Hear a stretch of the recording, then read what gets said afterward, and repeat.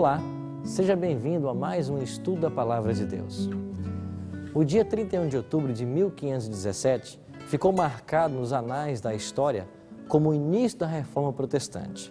Isso porque, naquele dia, Martinho Lutero pregou na porta do castelo de Wittenberg as 95 teses contra a venda de indulgências. Afixadas essas teses, os ensinos de Lutero ecoaram por toda a Alemanha e fizeram estremecer as bases de Roma. Hoje, iremos aprender um pouquinho mais sobre essa história.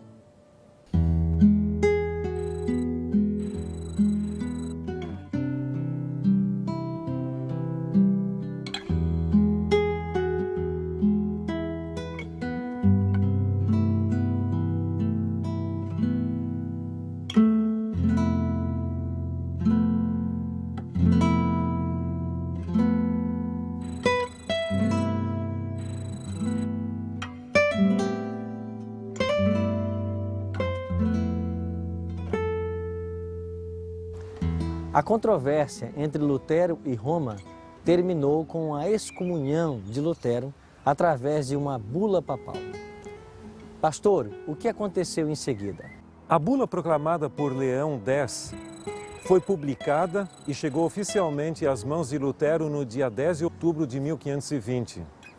Obviamente, Lutero discordava com o conteúdo dessa bula.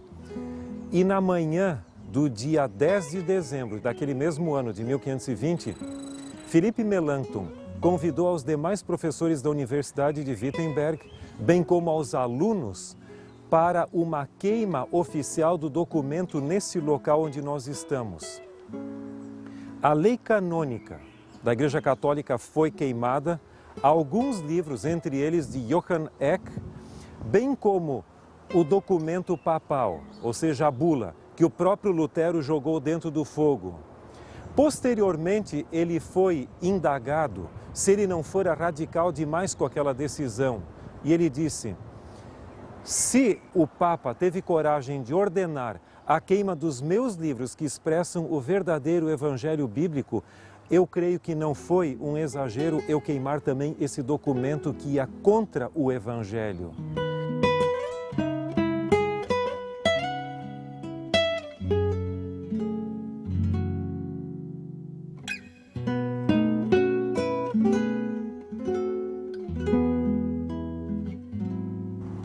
No dia seguinte à queima da bula papal, foi plantado nesse local um carvalho como o que encontramos aqui.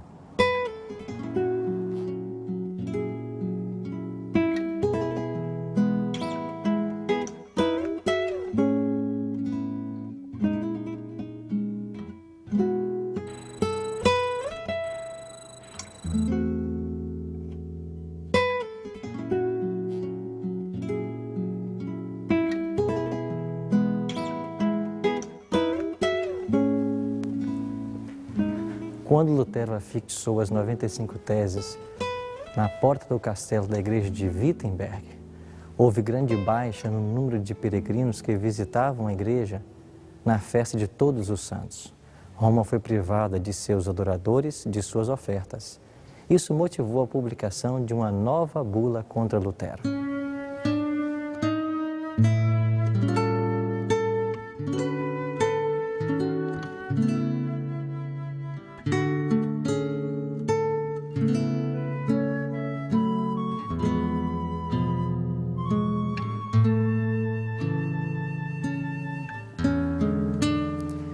Essa nova bula declarava a final separação do reformador da Igreja de Roma. Declarava ser Lutero um amaldiçoado do céu e incluía na condenação a todos que aceitassem sua doutrina.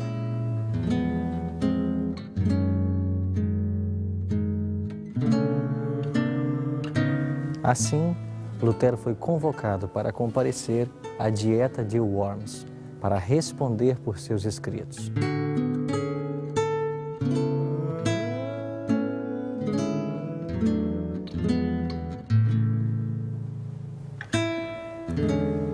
Aleandro, tentando evitar a vinda de Lutero para Worms, chegou a afirmar: nos erros de Lutero, há o suficiente para assegurar a queima de 100.000 hereges.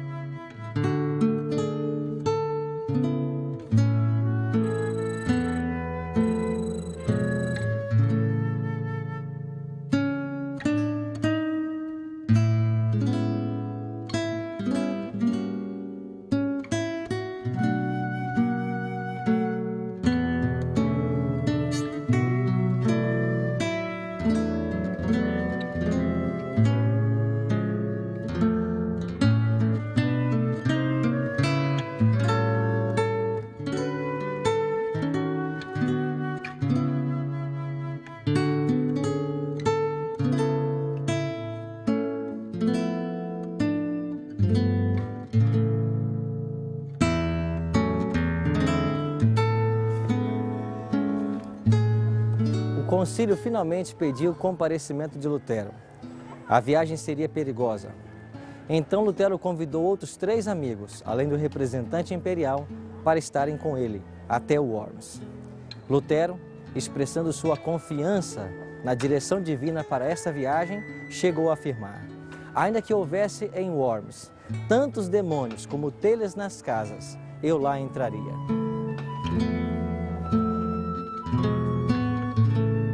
A maior parte dos membros da Dieta não hesitaria em entregar Lutero à vingança de Roma.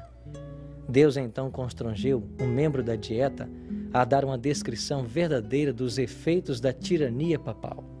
Com nobre firmeza, o Duque Jorge da Saxônia se levantou naquela assembleia e especificou com terrível precisão os enganos e abominações do papado e seus horrendos resultados. O concílio pediu então o comparecimento do reformador à sua presença. E apesar dos rogos, protestos e ameaças de Aleandro, o imperador firmemente consentiu e Lutero foi intimado a comparecer perante a Dieta. Em nenhum momento Lutero duvidou de que Deus estaria com ele durante a Dieta que acontecia aqui em Worms. Pastor, o que aconteceu então com Martim Lutero durante a Dieta? Ele foi convocado a dar o seu testemunho diante da Dieta. E enquanto ele se encontrava ali, foi-lhe mostrado uma pilha de livros que estavam na sala e indagado a ele: você reconhece esses livros como seus?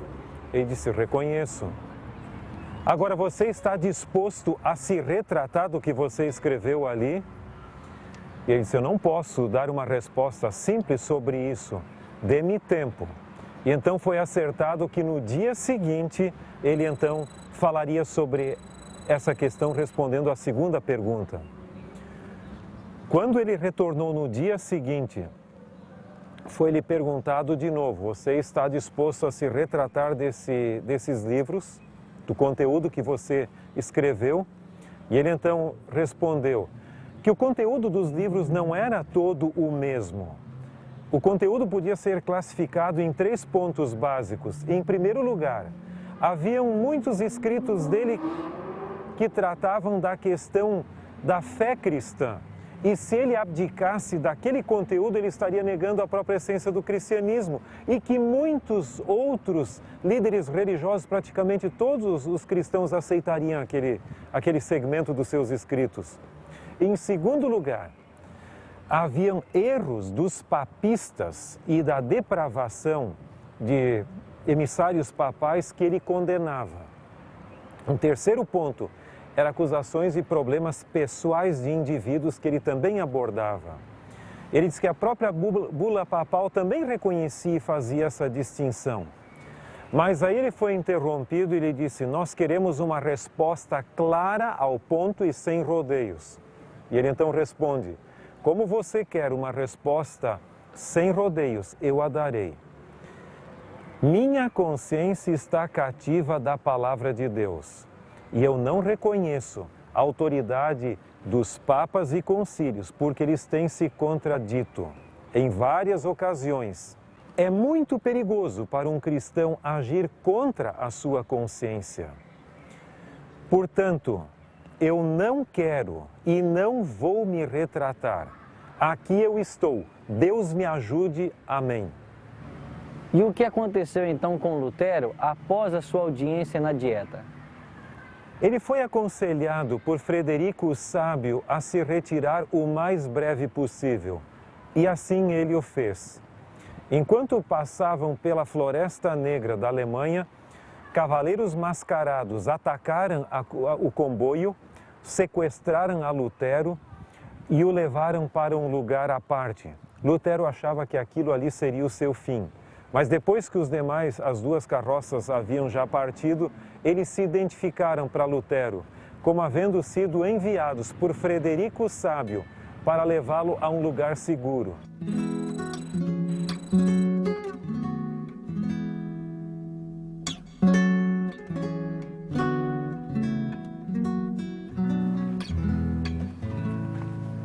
Lutero então foi trazido para esse castelo, aqui no alto da montanha, porque Deus tinha planos especiais para o seu servo aqui neste lugar.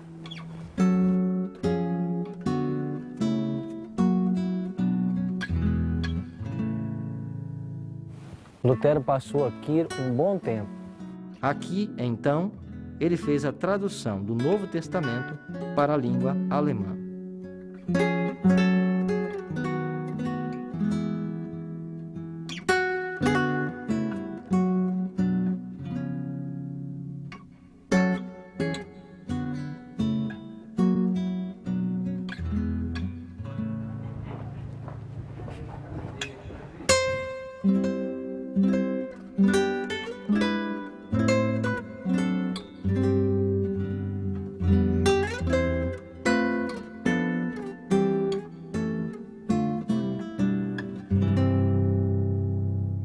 E aqui foi aquilo que se chama a Ilha de Patmos de Lutero. Ele ficou aqui 10 meses. Ele veio para esse lugar no dia 4 de maio de 1521. E ele ficou aqui até o dia 3 de março do ano seguinte, 1522. Nesse período, ele não tinha sua biblioteca. Ele tinha basicamente só o texto sagrado. A sua produção literária aqui foi tremendamente bíblica. Seus livros não continham informações de outros autores, mas mais do texto bíblico. Porém, em dezembro de 1521, ele começou a tradução do Novo Testamento nesse local. E incrível como possa parecer, em apenas 3 meses, ele traduziu todo o Novo Testamento para a língua alemã, do original grego. Essa foi talvez a sua mais importante contribuição literária, a tradução do texto bíblico. E qual foi o interesse de Frederico, o sábio, trazer Lutero para um local seguro? Só podemos entender nessa questão a intervenção divina. Porque, em realidade, Frederico o Sábio continuou católico durante toda a sua vida, mas ele era o grande protetor de Lutero. O Vaticano, o imperador Carlos V e outros mais gostariam de ter a Lutero em suas mãos. Mas Frederico o Sábio foi usado por Deus para escondê-lo, protegê-lo, amenizar a situação e deixar Lutero em uma condição propícia para que ele pudesse continuar a sua reforma. É muito interessante que a reforma na Alemanha começou numa conjuntura política bastante curiosa. Quando Lutero apareceu no cenário, os turcos ameaçaram invadir a Europa. E o imperador Carlos V teve que dar toda a sua atenção para resolver o problema dos turcos. E a questão de Lutero para ele era de somenos importância. Não era tão relevante. Depois de tratar da questão dos turcos, mais ou menos, quando ele foi tratar do problema, assim dito, de Lutero, as ideias de Lutero já haviam se expandido na Alemanha a tal ponto que não puderam mais ser exterminadas. Então, o Deus que transforma males em bens usou a própria possível invasão dos turcos como uma forma até de deixar Lutero em paz para que ele pudesse levar avante suas ideias. E por trás de toda essa proteção havia um homem chamado Frederico o Sábio, eleitor ou governador da Saxônia.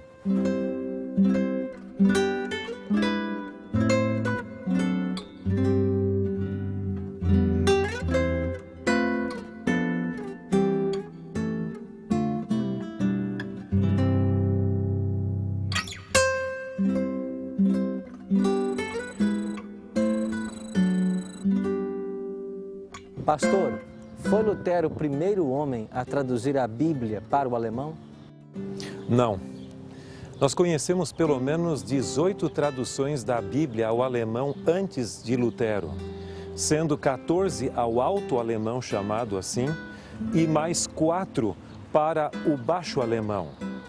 Essas traduções, algumas delas eram mais conhecidas do que outras, porém Lutero, ao traduzir diretamente do texto grego o Novo Testamento e hebraico, aramaico, o Antigo Testamento, ao longo do tempo, ele foi muito mais fiel e corrigiu vários problemas que ainda existiam na Vulgata Latina.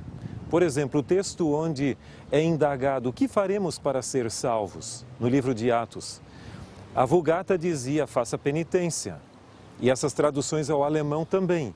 Mas Lutero foi fiel no sentido de dizer, arrepende-se, ou arrependam-se e sereis salvos. Então, essas correções, além do mais, Lutero já era uma personalidade muito conhecida na Alemanha e tudo o que ele falava ou dizia tinha uma repercussão. Portanto, por trás da personalidade de Lutero havia uma grande influência. E essa influência ajudou também a difundir a Bíblia traduzida por ele. Pastor, qual a principal contribuição de Lutero para a reforma na Alemanha? É muito difícil responder a sua pergunta porque a contribuição dele foi uma contribuição muito ampla. Por exemplo, houve uma contribuição política no sentido de realmente valorizar a nação alemã. Agora, por outro lado, econômica.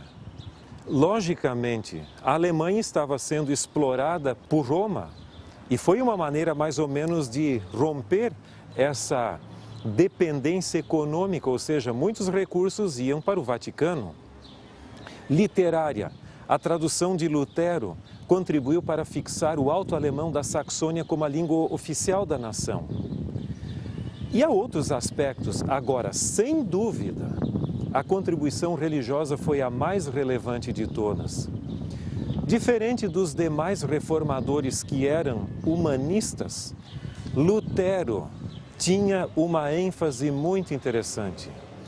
Ele gostaria de deixar bem claro o que é o Evangelho da Graça de Deus. Os escritos de Lutero têm vida espiritual. Não é meramente academicismo ou reflexões exegéticas, ele tem isso, mas sempre o lado da justificação pela fé e da salvação pela graça de Deus fluem ao longo dos seus escritos. E por isso eles são um grande legado e que tiveram influência fora da Alemanha também.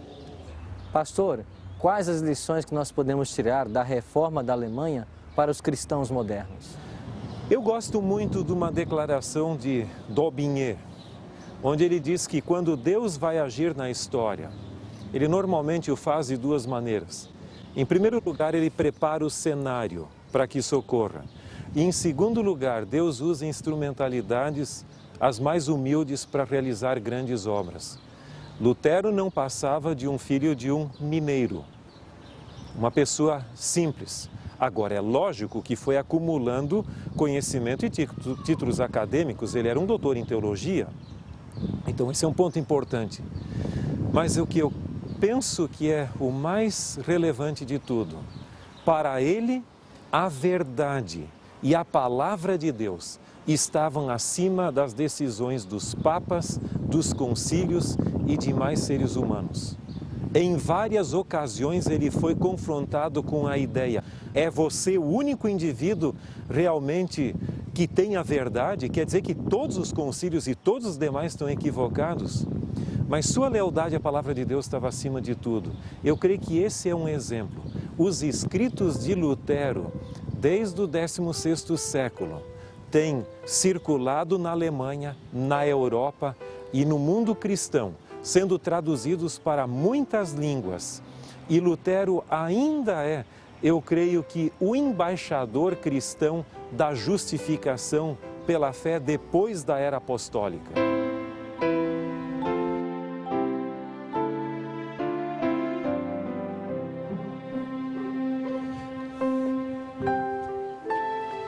Nós temos aqui uma sequência muito bonita de monumentos de pessoas que contribuíram de alguma forma para a reforma do 16º século. Alguns são os predecessores ou pré-reformadores. Aqui nós temos Pedro Valdo, 1197. Ele não foi o fundador dos valdenses, mas foi um dos mais importantes líderes valdenses no Piemonte da Itália. E que, logicamente, ajudou a propagar a palavra de Deus no vernáculo, ou seja, na língua do povo. A seguir aparece aqui João Wycliffe, e ele foi o grande reformador na Inglaterra, principalmente na Universidade de Oxford e depois também no interior daquele país. E ele rompeu com a soberania de Roma sobre os demais segmentos do cristianismo, enaltecendo a autoridade da palavra de Deus. A seguir, nós temos também aqui João Hus, de Praga. Foi um indivíduo que contribuiu decisivamente para os fundamentos da Reforma na então Boêmia. Tanto é que Lutero foi acusado de ser um seguidor tanto de Wycliffe quanto de Hus, sendo ele considerado o Hus da Saxônia, Lutero. Mas ele contribuiu muito no sentido de colocar a Bíblia acima da autoridade dos papas e concílios. Depois nós temos aqui também um reformador italiano, Savonarola, 1498.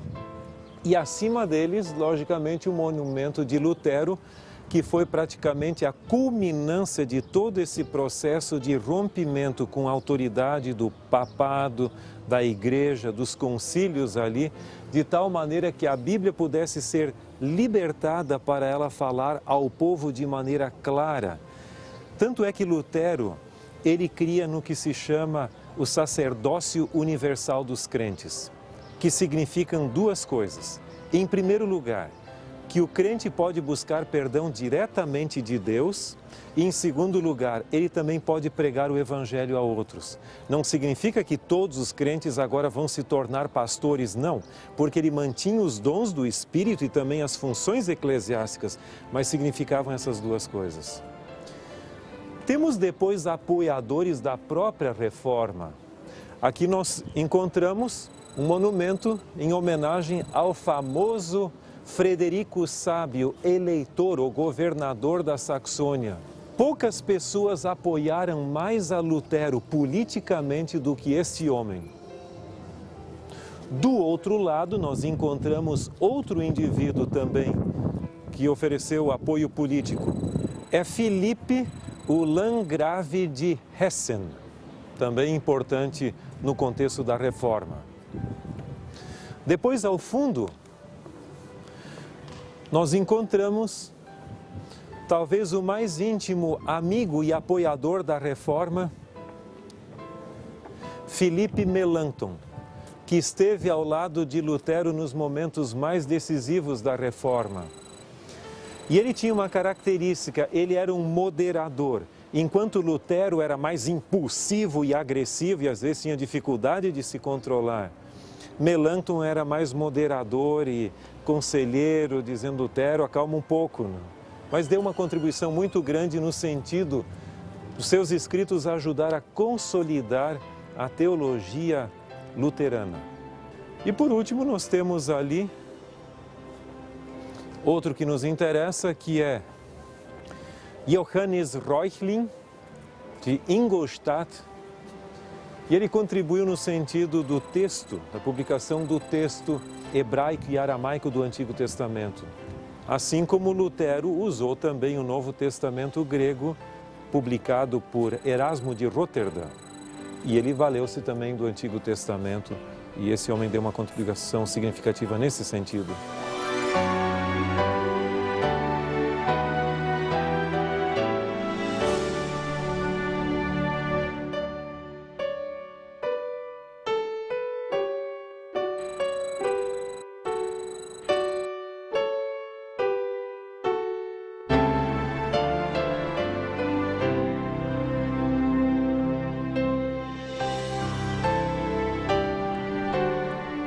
Pastor, qual a importância desse local para o movimento da Reforma?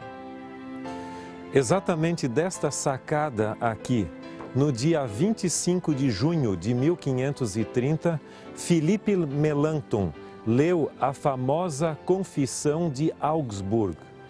E aqui nessa praça haviam muitas pessoas presentes escutando essa confissão.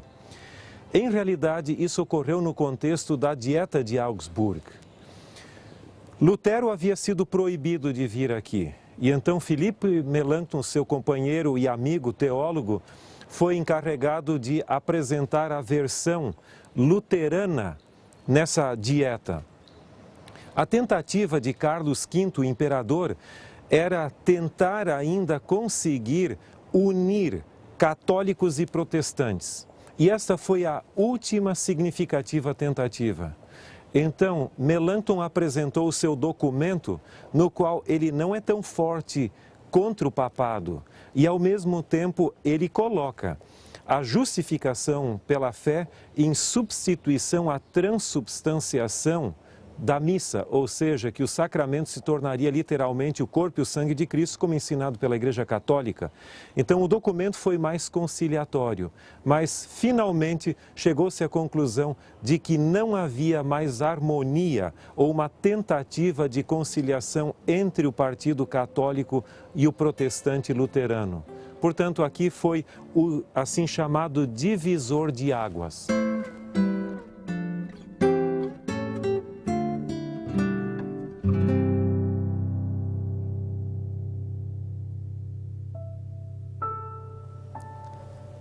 Nosso Senhor Jesus Cristo, falando sobre a grande perseguição que enfrentaria seus discípulos, predisse que se aqueles dias não fossem abreviados, nenhuma carne se salvaria.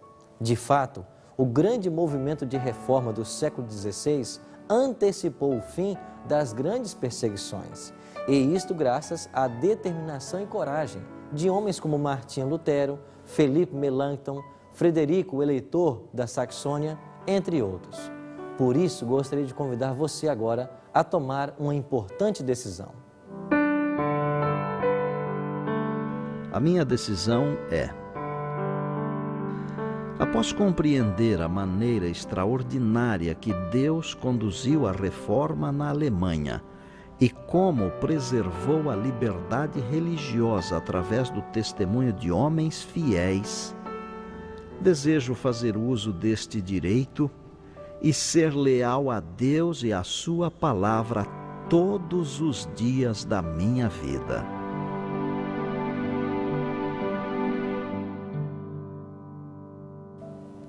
Se esse é o seu desejo, ore comigo agora. Bondoso e eterno Pai, obrigado pelo exemplo de homens na história, que foram luzes para iluminar aqueles que viviam nas trevas do pecado. Ajuda-nos hoje a estarmos ligados à luz que é Jesus, para que aqueles que estão ao nosso redor percebam também a luz divina que habita em nós. Dai-nos a Tua bênção, a Tua paz e o Teu perdão. Te oramos em nome de Jesus. Amém. Além de Martinho Lutero, Deus estava preparando outros homens para que a reforma se estendesse para outros países. Em nosso próximo encontro, aprenderemos como a reforma alcançou a Suíça e que importância teve a cidade de Genebra para o progresso da causa de Deus. Até lá e que Deus o abençoe.